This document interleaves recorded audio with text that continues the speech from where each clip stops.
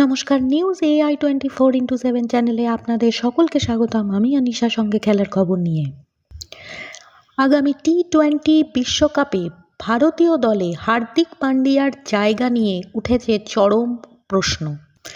Indian express জানিয়েছে, ভারতের অধিনায়ক রোহিত শর্মা, প্রধান কোচ রাহুল দ্রাবিড় এবং নির্বাচক চেয়ারম্যান অজিত আগারকার ভারতের টি-20 বিশ্বকাপ স্কোয়াড নিয়ে আলোচনা করার জন্য বৈঠক করেছেন মুম্বাইতে, এবং BCCI এর হেডকোয়ার্টারেও এই বৈঠক হয়েছে 2 ঘন্টার, যার মূল এজেন্ডা ছিল বিশ্বকাপ দলে হার্দিক পান্ডিয়ার স্থান হবে না।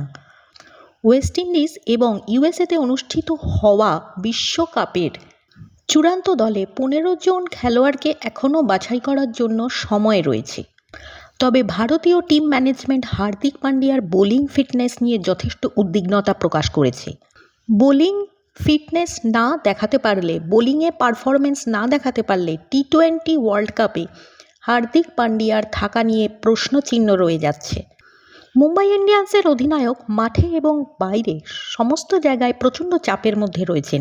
এই মরশুমের IPL-এ তিনি এখনও পর্যন্ত সফলতা পাননি। 6টি ম্যাচে মাত্র 131 রানের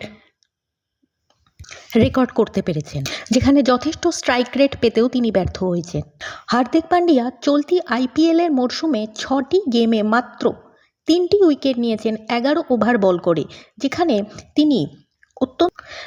তিনি অত্যন্ত বেশি রান দিয়েছেন পার ওভারে, প্রায় 12 রান পার ওভার প্রতি ওভারে।